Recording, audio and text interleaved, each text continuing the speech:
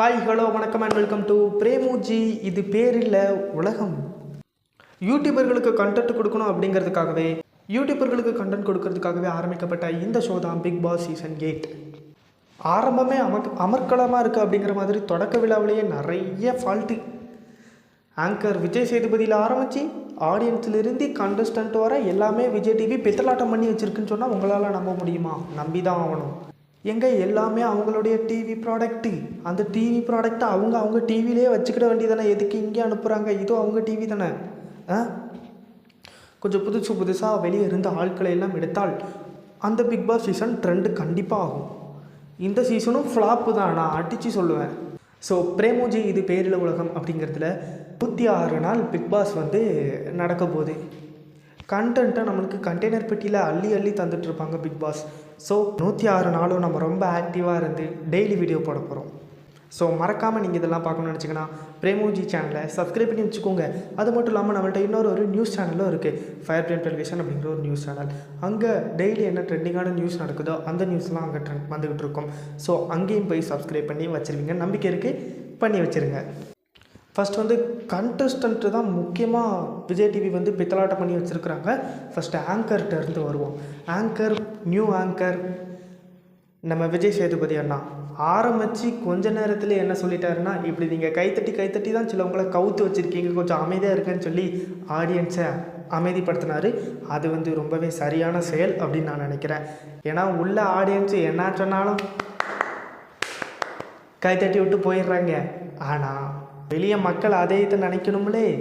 அப்படி நினைக்காதனால தான் போன தடவை இங்கே இருந்தவர் லைட்டாக அப்படியே கீழே சரிஞ்சிட்டாரு அப்படின்னு தான் சொல்லி ஆகணும்.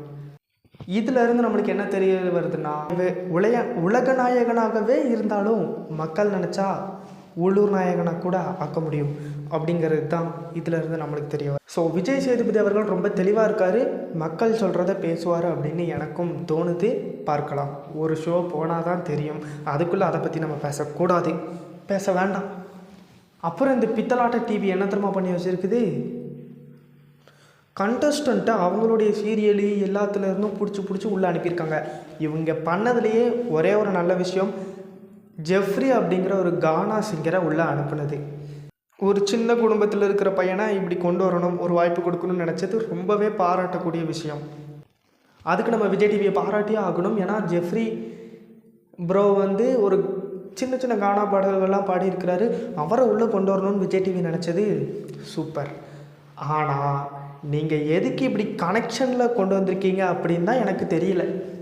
போன சீசன் என்னடான்னா, அதுக்கு முந்தின சீசன் கலந்துக்கிட்டவங்க கூட கனெக்ஷனில் இருக்கிற செலிப்ரிட்டிஸை உள்ளே அனுப்புனீங்க.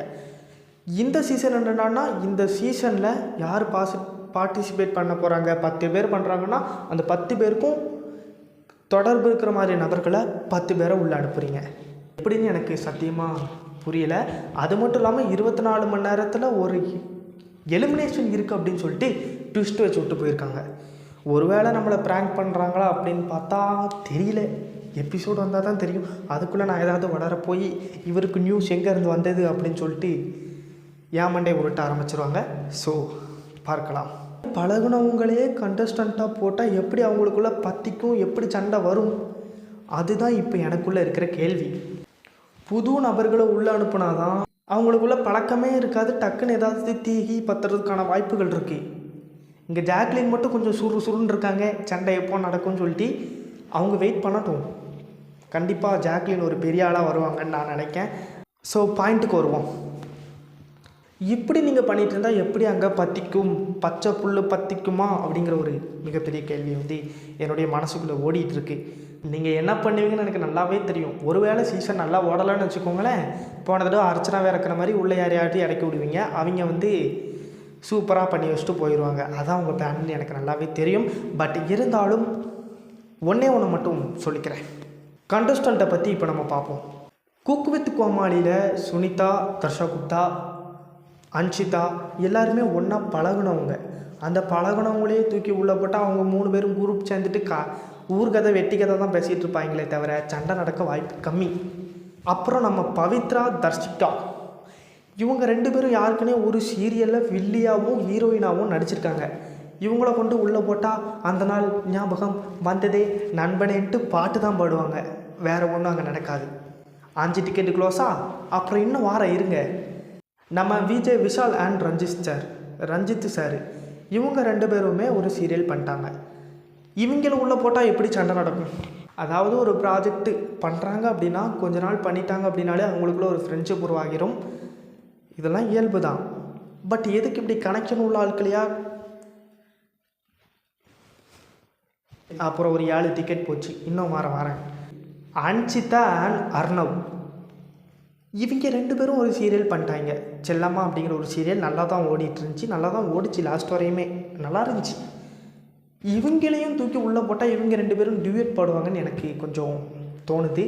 பட் இருந்தாலும் ஒரு 10 டிக்கெட் இப்படி தான் கிடக்கு. உனக்கு என்னைய தெரியும், எனக்கு ஒன்று தெரியும், நான் ஒன்றை சொல்ல மாட்டேன், நீ என்ன சொல்ல மாட்டேன் அப்படிங்கிற மாதிரி தான் அந்த டீம் இருக்கும்னு நான் நினைக்கிறேன். ஸோ நெக்ஸ்ட்டு அடுத்ததுக்கு வருவோம். 2 ஆங்கரை இறக்கி வச்சுருக்காங்க. ஒன்று நம்ம ஜாக்லினு, இன்னொன்று நம்ம தீபக் ப்ரோ. அவங்க 2 பேருக்கும் பெருசாக கனெக்ஷன் இல்லைனாலும் ஒரு ஆங்கர் அப்படிங்கிற ஒரு கனெக்ஷன் இருக்குது. ஸோ இது அவ்வளோவா தப்பு இருக்காதுன்னு நான் நினைக்கிறேன். ஆனால் இவ்வளோ பேருக்கு இவ்வளோ கனெக்ஷன் இருக்கே, அதுவே போதுங்க ஷோவை நாசமாக்குறதுக்கு. அவ்வளோதான், நாசமாக போச்சு, முடிஞ்சு போச்சு. இன்னும் அதை ஒன்றும் செய்ய முடியாது. பார்ப்போம் இந்த 24 மணி நேரத்தில் யார் வெளியே போகிறோம் அப்படிங்கிற தகவலை எனக்கு தெரியும். பட் நாளைக்கு சொல்கிறேன். நாளைக்கு வீடியோ பார்க்கணுன்னா நீங்கள் என்ன பண்ணணும், மறக்காமல் நம்ம சேனலை சப்ஸ்கிரைப் பண்ணி வச்சுருக்கணும். இது பிரேமூஜி, இது பேரில் உலகம். இதை நீங்கள் சப்ஸ்கிரைப் பண்ணி வச்சா மட்டும்தான் 106 நாளும் நம்ம ஆக்டிவாக இருந்து வீடியோ போட முடியும். ஸோ இது பன்னி கூட்டமாக இருக்குமா, யானை கூட்டமாக இருக்குமா, இல்லாட்டி சிங்கமாக இருக்குமான்ட்டு கொஞ்சம் போக போக நம்மளுக்கு புரிய வரும், தெரிய வரும். இந்த சீசன் எப்படி தான் போகுதுன்னு நம்மளும் ஒரு கை பார்க்க தானே போகிறோம். அது மட்டும் இல்லாமல் விஜய் சேதுபதி அண்ணனோட கெட்டப்பு, மச்சான் நீ தாடி மீசையெல்லாம் வலிச்சுட்டா அப்படியே சூப்பராக எடுப்படா அப்படின்னு சொல்லுவாங்க. ஆனால் விஜய் சேதுபதி அண்ணன் கொஞ்சம் தாடி மீசெல்லாம் வச்சுருந்தா எனக்கு கொஞ்சம் கரெக்டாக இருந்திருக்கும், அழகாக இருந்திருக்குமோன்னு தோணுது. ஸ்மார்ட் ஆக போகிறேன் அப்படிங்கிற பேரில் எவனோ மூஞ்சில் கொத்தி வச்சிட்டான்னு நினைக்கிறேன். பட் அது நீட்டாக இருக்குது. பட் இருந்தாலும் கொஞ்சம் தாடி மீசெல்லாம் வச்சுருந்தா உங்கள் நான் அப்படிங்கிற மாதிரி இருக்கும். அவர் சொன்ன ஒரு விஷயம் வந்து நல்லா இருந்துச்சு. இப்படி கைத்தட்டி தான் கெடுத்து வச்சுருக்கீங்க அப்படின்ட்டு. அது வேறு லெவலில் இல்லை, வேறு லெவலு, அந்த லெவலில் இருந்துச்சு. சரி ரைட்டு, நான் இன்றைக்கி நைட்டு ஷோவை பார்த்துட்டு மறுபடியும் வீடியோ போடுறேன். Stay tuned.